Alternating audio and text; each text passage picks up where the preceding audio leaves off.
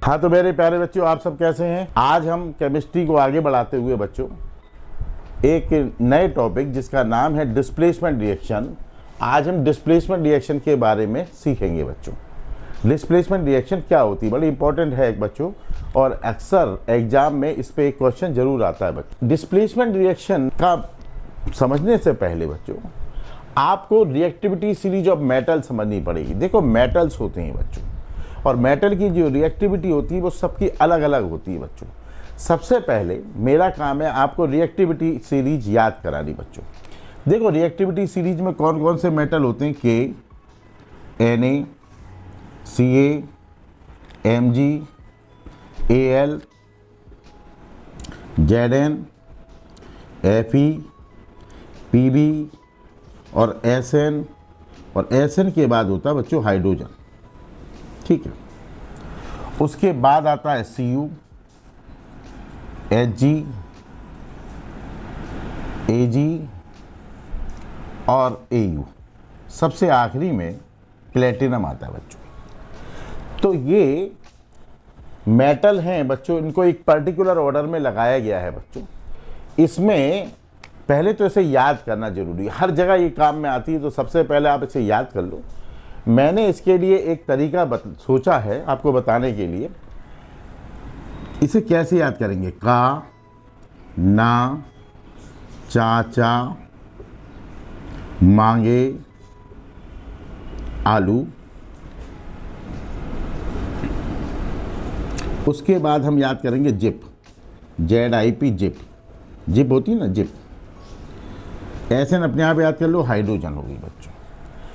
तो ऐसे याद करेंगे बच्चों, काना, चाचा, मांगे, आलू। उसके बाद आएगा जिप। जिप मतलब जिप होती है ना, ये चेन वगैरह जो होती है। तो जिप का मतलब, जेड का मतलब होता है जिंक, आई का मतलब होता है आयरन, और पी का मतलब होता है पीबी यानी लेड बच्चों। उसके बाद एक टिन आता है, टिन हमने इसके नीचे लिखा बच्चों। फिर हाइड्रोजन आता है इसमें। रिएक्टिविटी मेटल की सीरीज है बच्चों, मेटल की सीरीज में हाइड्रोजन भी आता है। ये भी क्वेश्चन पूछा जा सकता है बच्चों आपसे कि इसमें हाइड्रोजन क्यों आता है। खैर वो हम बाद में डिस्कस करेंगे। उसके बाद ये मेटल्स हैं बच्चों, कॉपर। कॉपर से महंगा होता है मरकरी, मरकरी से भी महंगा होता है सिल्वर, और सिल्वर से भी महंगा होता है गोल्ड, और गोल्ड से भी ज़्यादा महंगा होता है प्लेटिनम। तो उसको इस तरह से याद करो आप। तो सबसे पहले हर बच्चे को जो भी 10th क्लास में है उसे रिएक्टिविटी सीरीज ऑफ मेटल याद होनी ही चाहिए बच्चों। और रिएक्टिविटी सीरीज याद करने का सबसे आसान तरीका ये है जो मैंने सोचा, काना, चाचा, मांगे, आलू और जिप। अब उसके बाद जिप तक तो याद हो गया बच्चों। एक एसएन, अब इसे लिखो या ना लिखो कोई फर्क नहीं पड़ता है, क्योंकि एसएन का कोई रिएक्शंस है नहीं हमारे उसमें।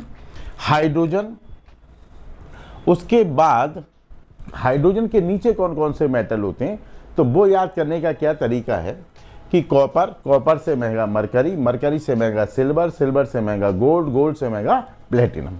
तो ये महंगाई के क्रम में लगे बच्चों, अपनी कॉस्ट के हिसाब से लगे हैं, सस्ते से महंगे की तरफ। तो ये कहलाती है रिएक्टिविटी सीरीज ऑफ मेटल। तो आप पहला याद, जब आप तैयारी करो केमिस्ट्री की तो पहले इसे याद कर लेना बच्चों। इसमें सबसे ज़्यादा रिएक्टिव होता है पोटेशियम। सबसे, अगर कोई तुमसे कभी एमसीक्यू में पूछ ले कि मोस्ट रिएक्टिव मेटल, तो आपका आंसर होगा पोटेशियम। ठीक है, और अगर तुमसे कोई पूछे लीस्ट रिएक्टिव मेटल, तो आप कहोगे सर प्लेटिनम। तो ये दो बातें याद रखनी है आपको कि ये जो हमारा है ये मोस्ट रिएक्टिव मेटल है बच्चों, सबसे ज़्यादा रिएक्टिव है ये, और ये वाला जो है ये लीस्ट रिएक्टिव मेटल है बच्चों। ये दो बातें आपको पता होनी चाहिए। इस पे भी 1 नंबर का क्वेश्चन आ सकता है बच्चों।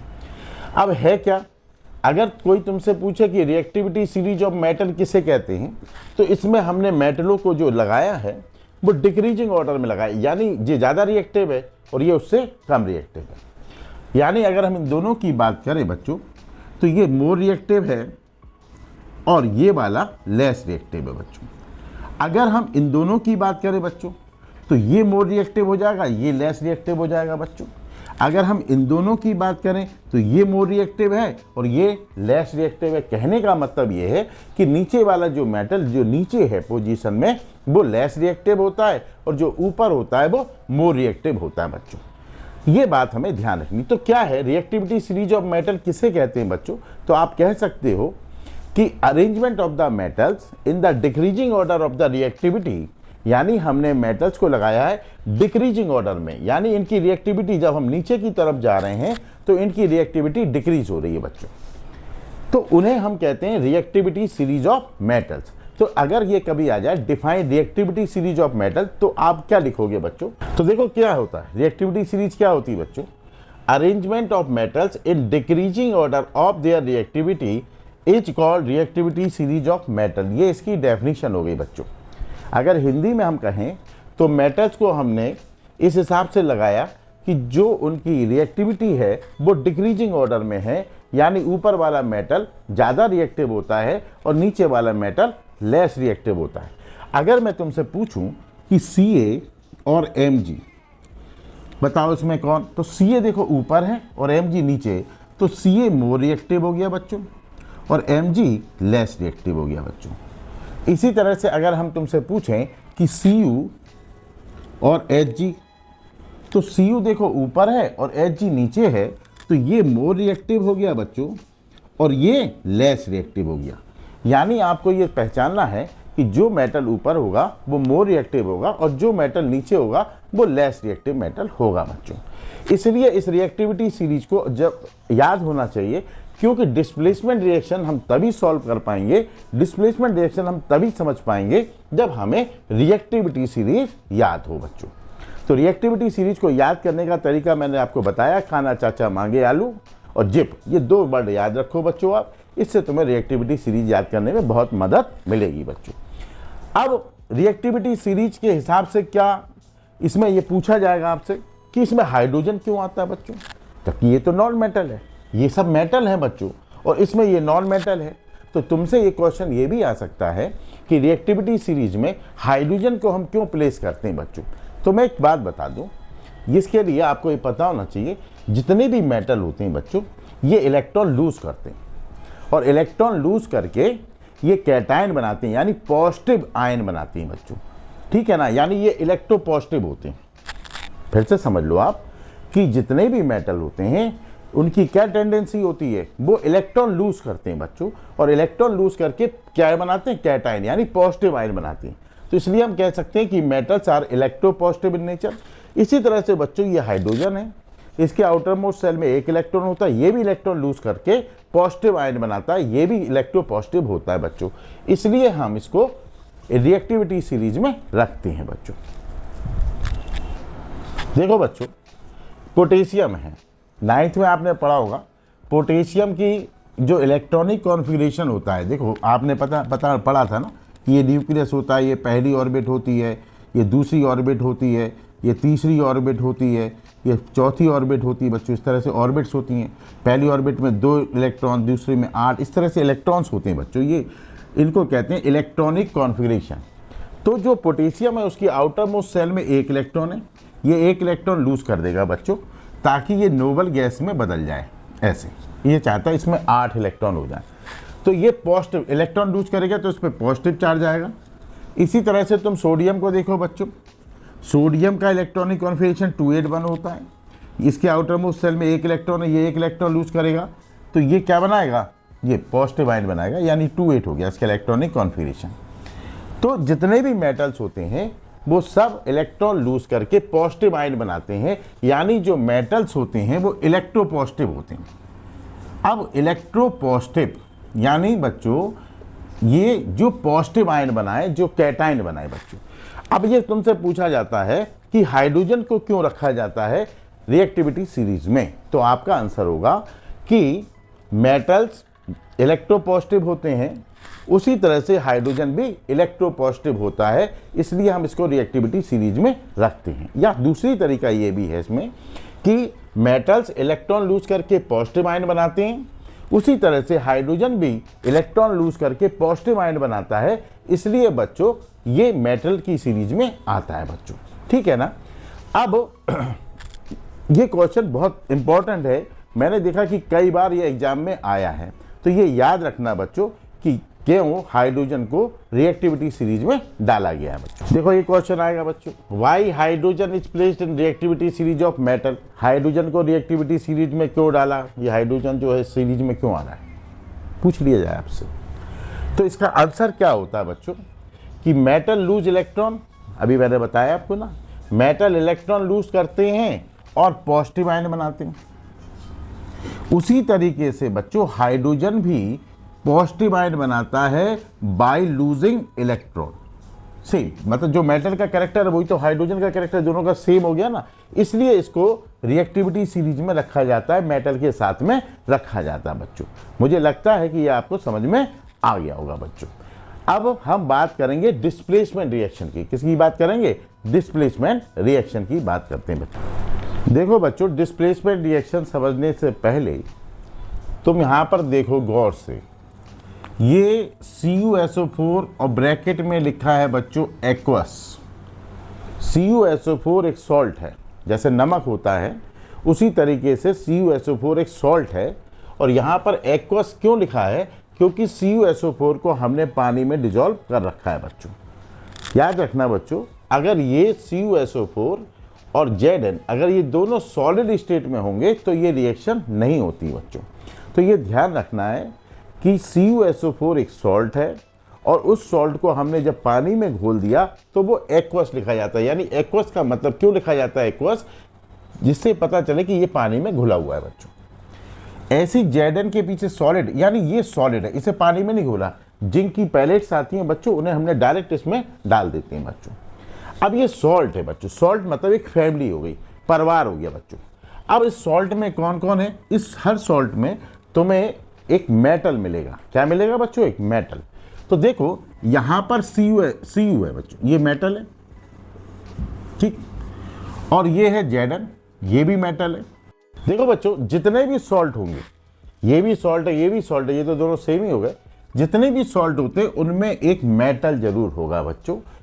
वैसे एक एक्सेप्शन भी है उसका कि अमोनियम के जो सॉल्ट होते हैं उसमें मेटल नहीं होता है ना।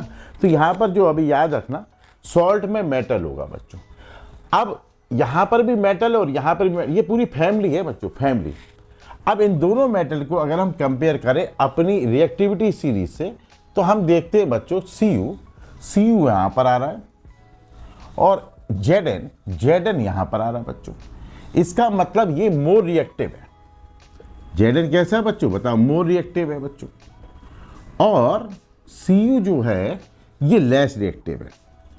अब तुम समझो बच्चों, अगर परिवार का मुखिया कमजोर होगा तो क्या होगा, तो वो परिवार का मुखिया अगर कमजोर होता है बच्चों तो कोई भी उसे हटा सकता है, मार सकता है। तो ये Zn जो कि बहुत ज्यादा रिएक्टिव है, ये Zn इस कमजोर Cu को हटा देगा बच्चों, और Zn यहां पर आ जाएगा और Cu अलग हो जाएगा बच्चों। इसी को कहते हैं डिस्प्लेसमेंट रिएक्शन। क्या कहते हैं बच्चों, डिस्प्लेसमेंट रिएक्शन। डिस्प्लेसमेंट रिएक्शन में क्या होता है बच्चों कि जो मोर रिएक्टिव मेटल होता है वो डिस्प्लेस कर देता है, हटा देता है लेस रिएक्टिव मेटल को उसके सॉल्ट सॉल्यूशन में से, उसके सॉल्ट सॉल्यूशन में से। फिर से याद रखना बच्चों कि ये रिएक्शन तभी होगी जब सॉल्ट का सॉल्यूशन हो। अगर सॉल्ट यहाँ पर सॉलिड स्टेट में है तो नहीं होगा बच्चों। इसी तरह से अगर हम दूसरी वाली रिएक्शन को देखें तो ये सॉल्ट है, ये मेटल है बच्चों। सॉल्ट में मैंने बताया कि ये Cu मेटल होता है बच्चों एक, और ये है Fe। अगर हम इन दोनों को देखें रिएक्टिविटी सीरीज के हिसाब से तो Cu नीचे है और Fe ऊपर है, Fe ऊपर है। इसका मतलब ये ज़्यादा रिएक्टिव हो गया बच्चों और ये कम रिएक्टिव हो गया बच्चों। तो क्या होगा, जो मोर रिएक्टिव मेटल होता है वो लेस रिएक्टिव मेटल को हटा देता है उसके सॉल्ट सॉल्यूशन में, उसे हम कहते हैं डिस्प्लेसमेंट रिएक्शन।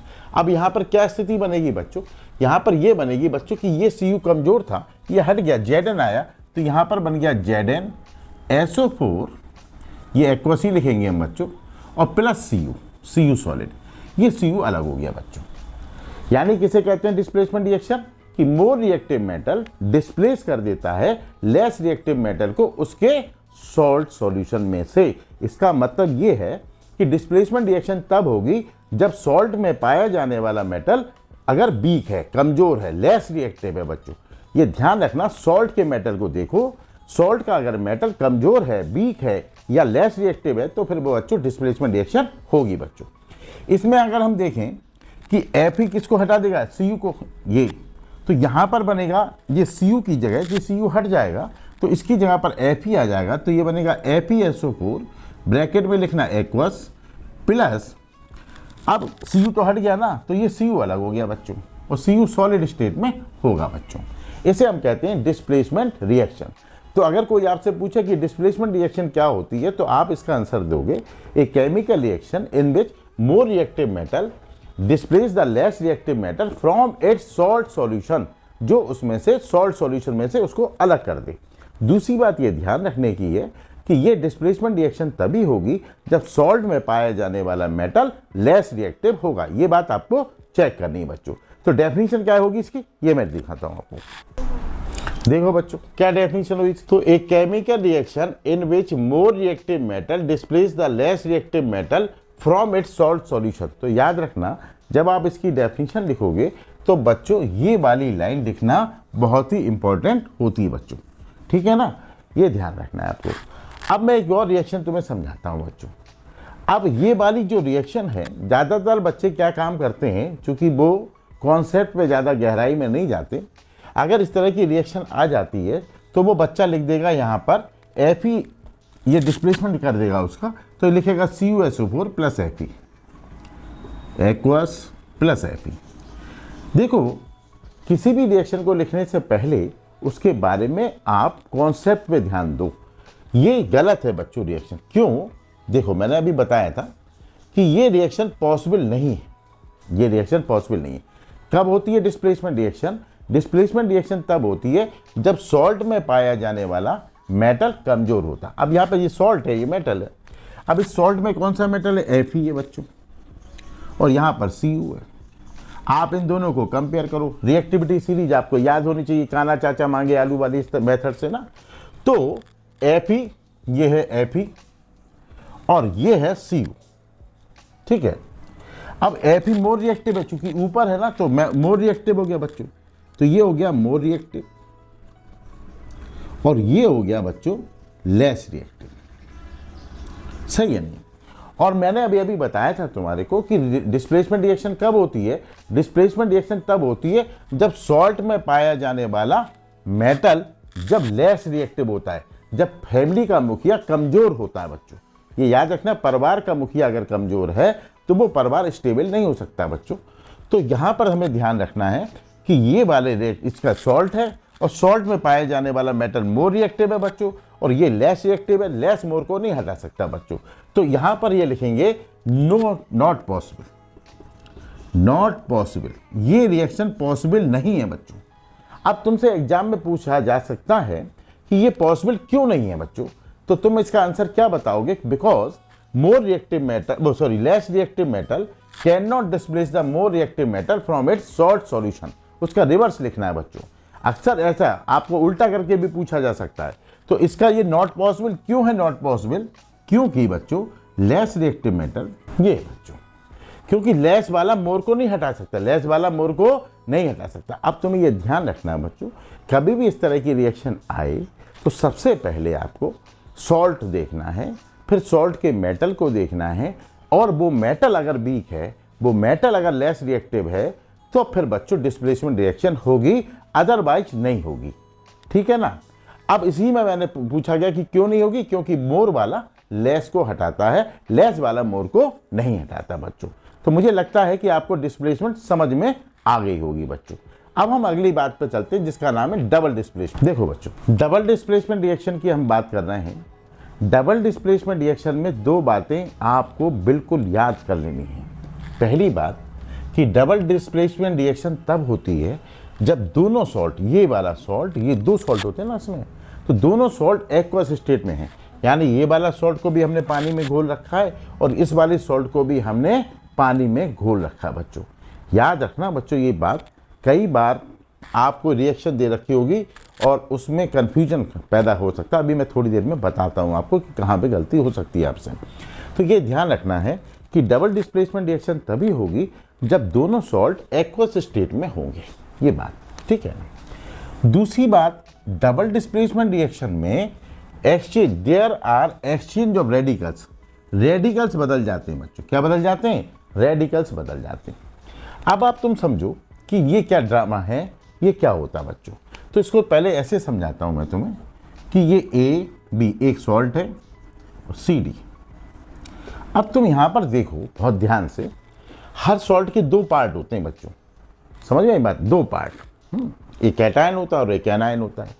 समझ लो फैमिली है, मियाँ बीबी है, ये आपस में दो, ये एक मियाँ बीबी, ये भी हो गए। इसमें डबल डिस्प्लेसमेंट रिएक्शन में क्या होता है बच्चों कि ये इधर चला गया और ये इधर आ गया बच्चों, यानी एक्सचेंज हो गए। कौन से हो गए?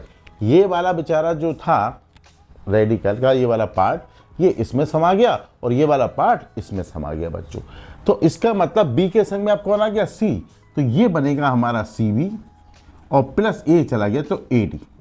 इसे कहते हैं बच्चों double displacement reaction, exchange of radicals, exchange of ions. कई बुकों में रेडिकल की जगह पर आयन भी लिखा होता है, तो कोई भी दिक्कत नहीं, एक ही बात होती है बच्चों को यहाँ पर। अब जैसे AgNO3 देखिए, AgNO3 में एक तो है Ag और एक है NO3, दो पार्ट हैं इसके बच्चों, एक है Na और यहाँ पर एक Cl है बच्चों, ठीक है ना। जब हम एक्वस में क्यों होती है ये रिएक्शन? क्योंकि बच्चों एक्वस में क्या होता है ना, पानी जो होता है, पानी क्या होता है, डाई इलेक्ट्रिक कॉन्स्टेंट, वो बड़ी क्लासेस में शायद आप पढ़ोगे, तो वो क्या काम करता है, इन दोनों को अलग कर देता है, इन दोनों पार्टों को अलग कर देता है। अब डबल डिस्प्लेसमेंट रिएक्शन में क्या होगा, ये जो Ag है ये Cl के संग में बॉन्ड बनाएगा और ये जो Na है वो इसके संग में जाएगा बच्चों। मेरी बात आप समझ रहे हो? तो इसी को कहते हैं हम क्या, डबल डिस्प्लेसमेंट रिएक्शन। ये क्या होगा, आयंस है बच्चों। जैसे इसका चार्ज होता है +1 होता है, इसका -1 होता है, इसका +1 होता है, इसका -1 होता है, ये आयन हो गए। अगर किसी भी एटम या किसी भी ग्रुप ऑफ एटम के ऊपर चार्ज हो तो वो आयंस कहलाते हैं बच्चों। तो अब Ag किसके संग में चला गया, Cl के संग में चला गया, और Na किसके संग में आ गया, NO3 के संग में आ गया। तो क्या बना बच्चों, तो हमारा यहाँ पर बना AgCl प्लस NaNO3, एक्सचेंज हो गया। अगर हम इधर देखें बच्चों तो इसमें भी देखो ये सॉल्ट है, हर सॉल्ट के दो पार्ट होते हैं। इसके कौन कौन से पार्ट हैं, Ba है और Cl। 2 मत देखना क्योंकि बैलेंसी का 2 है बच्चों। यहाँ पर Na है और SO4 है बच्चों, ठीक। अब Ba किसके संग में जाएगा, SO4 के संग में जाएगा बच्चों, और Na किसके संग में जाएगा, Cl के संग में जाएगा बच्चों। Ba की बैलेंसी 2 होती है, SO4 की 2 होती है, तो यहाँ पर क्या बनेगा बच्चों, BaSO4। बैलेंसी के हिसाब से बनाना एक्वस। और Na किसके संग में जाएगा, Cl के संग में जाएगा बच्चों, तो ये बनेगा NaCl। याद रखना बच्चों, ये वाली डिस्प्लेसमेंट रिएक्शन में आप पहले सॉल्ट को तोड़ना सीख लो, उसके बाद हम एक्सचेंज करते हैं किसको, आयंस को। मैं एक बार और कोशिश करता हूं आपको बताने की, बहुत ध्यान से देखना बच्चों, बहुत ध्यान से। मैं बता रहा हूं 99% बच्चा इसमें गलती करता है। अगर केमिस्ट्री में आपको बेसिक बात सीखनी है तो इसे ध्यान से देखना बच्चों। हम बात डबल डिस्प्लेसमेंट रिएक्शन की कर रहे हैं, ये सॉल्ट है, इस सॉल्ट के दो पार्ट हैं बच्चों। जैसे मैंने तुम्हें फार्मूला बनाना बताया था ना, उसका उल्टा करो, पीबी की बैलेंसी कितनी होती है, +2। NO3 की बैलेंसी कितनी होती है, -1। यहाँ पर ऐसे कर दो, लाइन बना देती हैं, ये डबल लाइन बना दो जिससे तुम्हें समझ में आ जाए। ऐसे K है, K की बैलेंसी प्लस और I की बैलेंसी -1, ऐसे बच्चों, ठीक है ना। अब इसमें क्या होता है बच्चों कि इसमें डबल डिस्प्लेसमेंट रिएक्शन क्या होती है बच्चों, किसे कहते हैं double displacement reaction, exchange of ions, ion का एक्सचेंज हो जाता है बच्चों। ये वाला इसके संग में जोड़ा बना लेगा बच्चों, और ये वाला इसके संग में जोड़ा बना लेगा बच्चों, ऐसे। तो डबल डिस्प्लेसमेंट रिएक्शन में अब देखो पीबी किसके संग में जा रहा है बच्चों, आई के संग में। तो पीबी आई के संग में जा रहा है, तो पीबी की बैलेंसी 2 होती है, आई की बैलेंसी 1 होती है, क्रॉस मल्टीप्लाई करोगे आप तो ये बनेगा PbI2। ये प्रेसिपिटेट होता है बच्चों, सॉलिड लिखेंगे ये। ज़्यादातर जो डबल डिस्प्लेसमेंट रिएक्शन होती है, दो सॉल्यूशन मिलके एक इनसॉल्युबल सॉलिड बनाते हैं बच्चों, प्रेसिपिटेशन रिएक्शन कहते हैं बच्चों।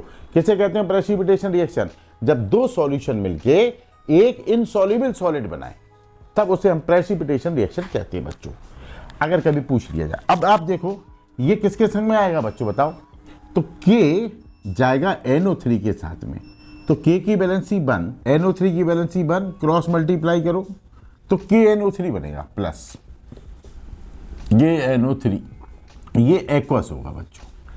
अब होता क्या है कि एक क्वेश्चन आता है एमसीक्यू में, क्योंकि अब पैटर्न बदल गया ना एग्जाम का, तो जो पूछा जाएगा आपसे तो उसमें ये रिएक्शन को 4 बार लिखा होगा, एक ही रिएक्शन 4 बार लिखी होगी बच्चों। बस सारा खेल यहाँ का होगा बच्चों।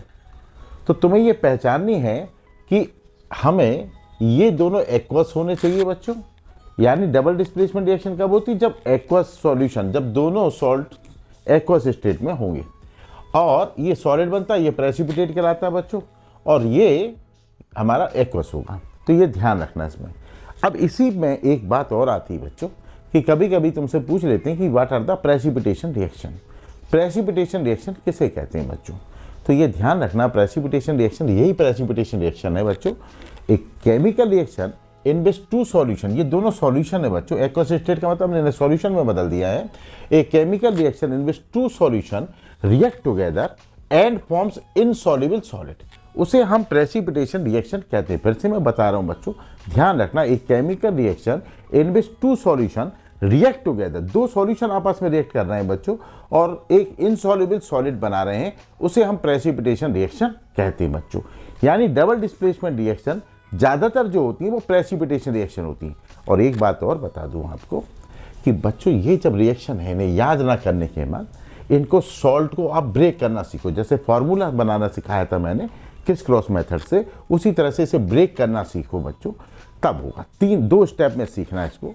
जैसे बच्चों पहले तो ये रिएक्शन है, सबसे पहले हमने सॉल्ट को ब्रेक करा, उनकी बैलेंसी को नोट करा बच्चों, और फिर हमें मालूम है कि पहला आखिरी के संग में चला जाएगा ये, और ये वाला इसमें।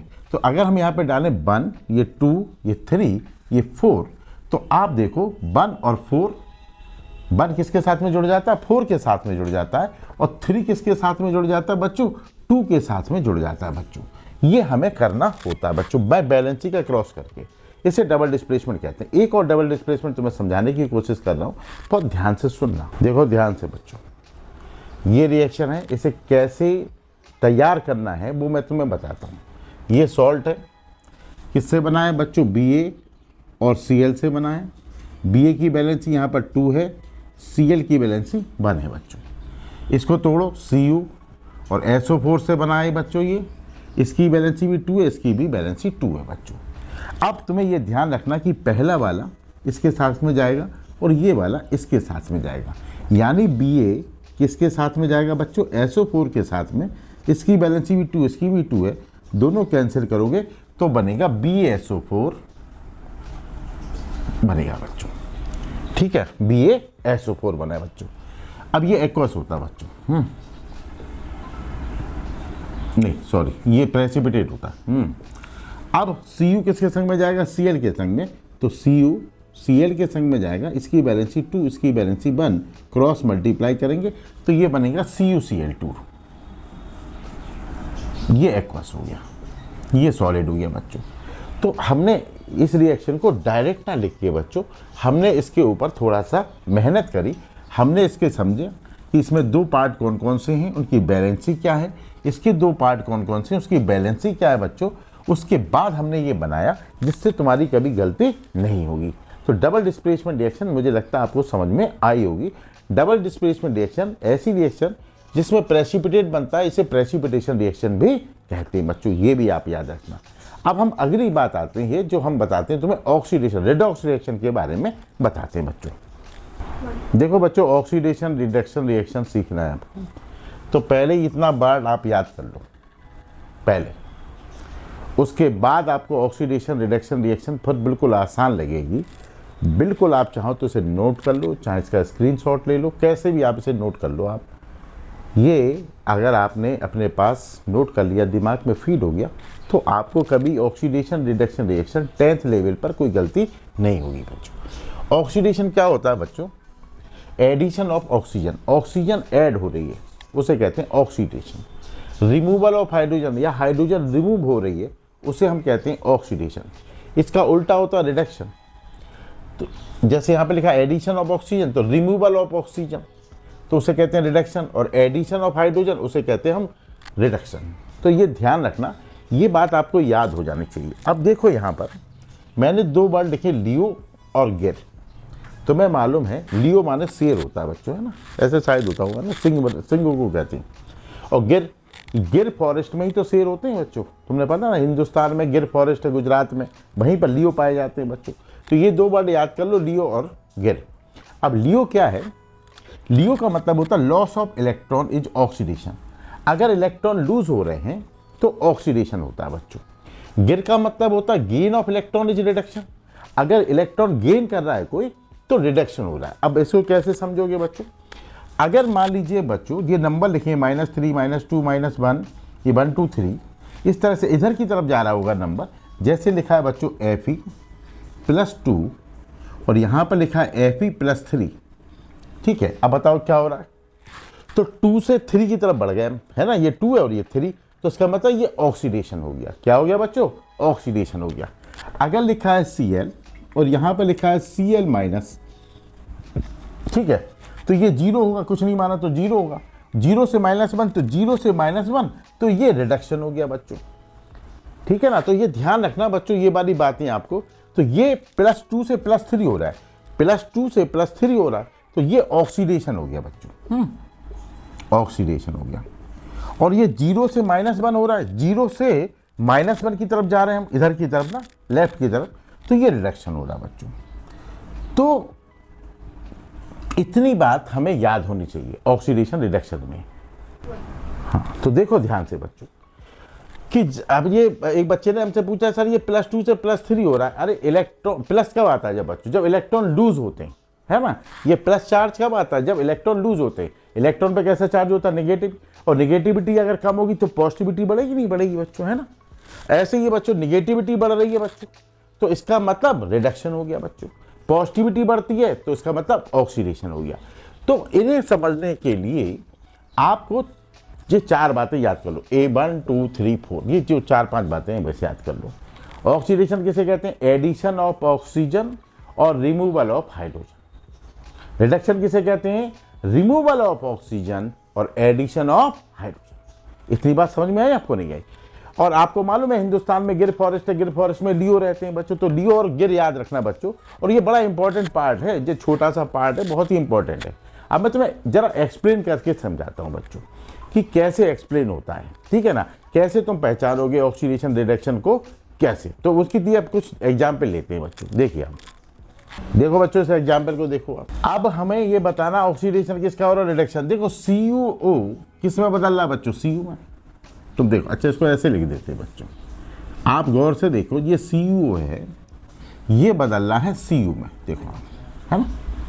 तो इसका मतलब यहाँ पर ऑक्सीजन है, यहाँ पर नहीं है ऑक्सीजन, तो यहाँ पर हो रहा है बच्चों रिमूवल ऑफ ऑक्सीजन। यहाँ पर ऑक्सीजन ही तो जा रही, खत्म हो रही है, रिमूव हो रही है, हट रही है ना, ऑक्सीजन हट रही। और रिमूवल ऑफ ऑक्सीजन को क्या कहते हैं? रिडक्शन। क्या कहते हैं बच्चों? रिडक्शन। इसका मतलब ये हुआ कि CuO का रिडक्शन हो रहा है। इनको देखो, आपको जो भी बताना रिडक्शन और ऑक्सीडेशन इधर वाली साइड से बताओ, इधर वाली साइड से नहीं बताना आपको, ठीक है, ध्यान रखना आप। तो इसका क्या हो रहा है? रिडक्शन हो रहा है बच्चों। तो हमें एक बात समझ में आ गई कि CuO का रिडक्शन हो रहा है। अब क्यों हो रहा है रिडक्शन? क्योंकि ये ऑक्सीजन को लूज कर रहा है। दूसरा देखो H2 जो है वो किस में जा रहा है बच्चों? H2O में। यहाँ पर देखो O तो है नहीं, यहाँ पर तो O आया, तो यहाँ पर हो रहा है बच्चों addition of oxygen. Oxygen, oxygen का ऐड होना क्या कहलाता है? ऑक्सीडेशन। क्या कहलाता है बच्चों? ऑक्सीडेशन। तो यहाँ पर हमें समझ में आया कि H2 का क्या हो रहा है? ऑक्सीडेशन हो रहा है बच्चों। इतनी बात हमें समझ में आनी चाहिए। इस तरह से बच्चों इसको आप लिखोगे ना तो क्लियर हो जाएगा। अब ये ध्यान रखना, जिसका रिडक्शन होता है वो ऑक्सीडाइजिंग एजेंट कहलाता है। बड़ी केमिस्ट्री में बड़ी अजीब सी बात है, जिसका रिडक्शन होता है वो ऑक्सीडाइजिंग एजेंट कहलाता है बच्चों, यानी ये ऑक्सीजन देने वाला है, ठीक। और जिसका ऑक्सीडेशन होता है वो कहलाता है बच्चों रिड्यूसिंग एजेंट। क्या कहलाता है बच्चों? ये बात आप याद कर लो, ठीक। अब तुम ध्यान से देखो, यहाँ पे इतनी बात समझ में आ गई। एक एग्जाम्पल और लेते हैं बच्चों, पॉज करो, देखो ध्यान से बच्चों, इस वाली रिएक्शन में देखो आपको एक बात ध्यान से देखनी है कि जो ZNO है ये किस में बदल रहा है बच्चों? बताओ, Zn में। बोलो बदल रहा नहीं? ये रिएक्शन है, इस रिएक्शन को हम कैसे समझें, उसके लिए अलग अलग लिखना ज़्यादा बेहतर होता है बच्चों।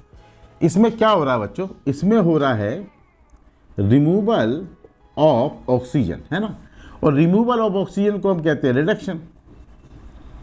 दूसरा देखो सी किस में बदल रहा है, CO में।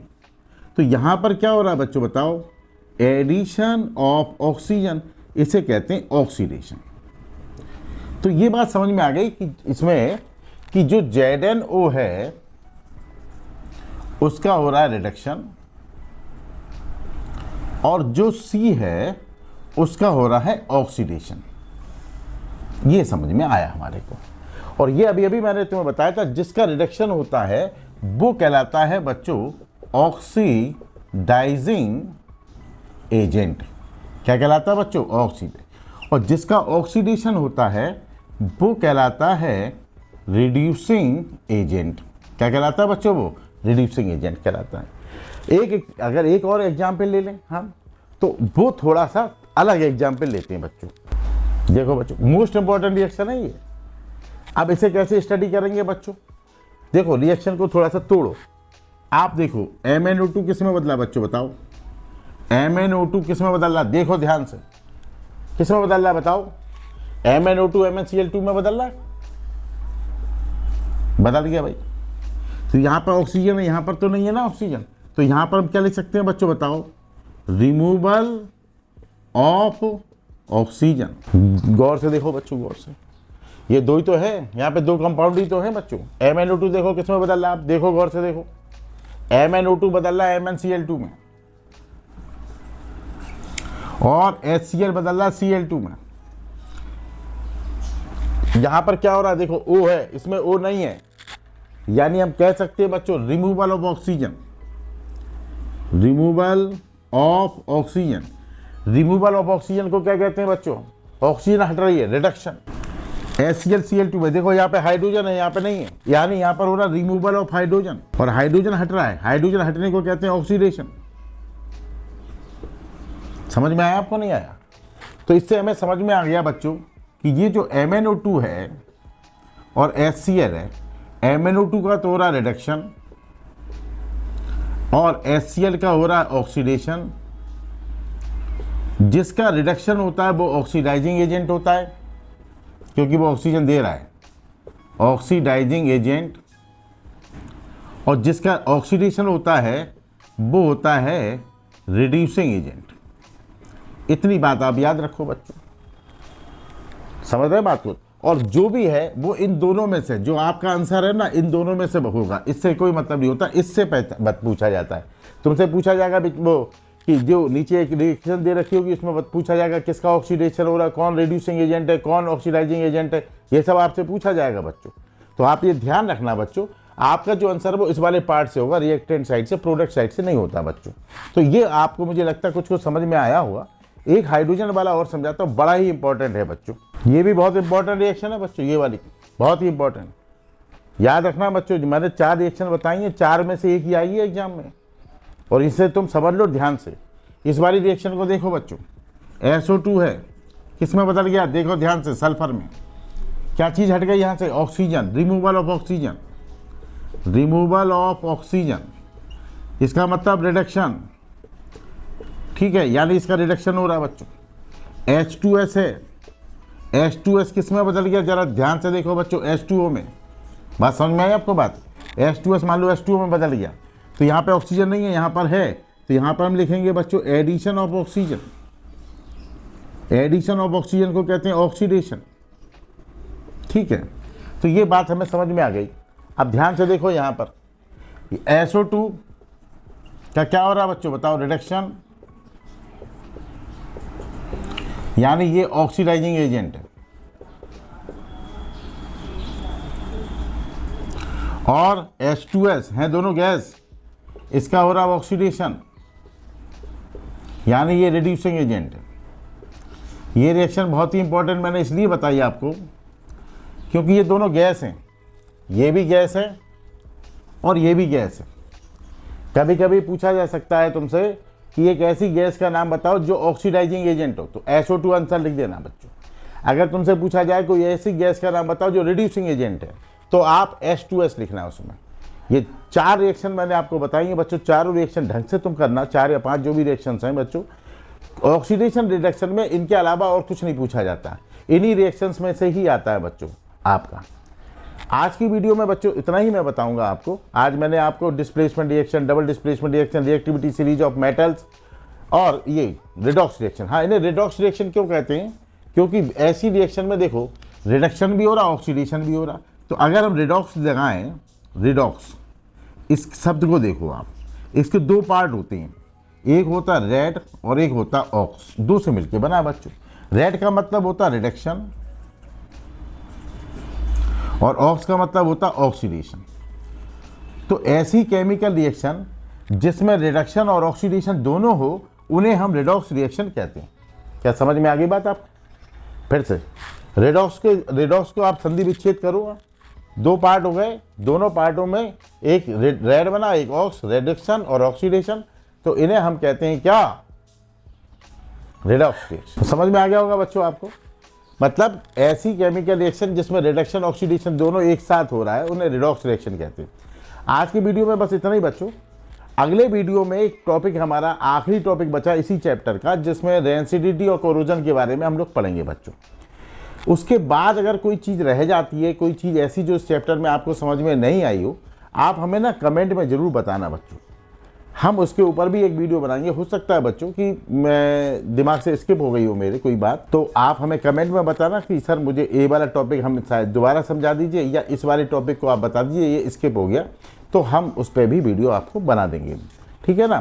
तो अगले वाले जो वीडियो में हम आपको बताएंगे रेंसिडिटी के बारे में, है ना, और कोरोजन के बारे में बच्चों, ठीक है ना। तो अगला वीडियो बिल्कुल मिस मत करना बच्चों।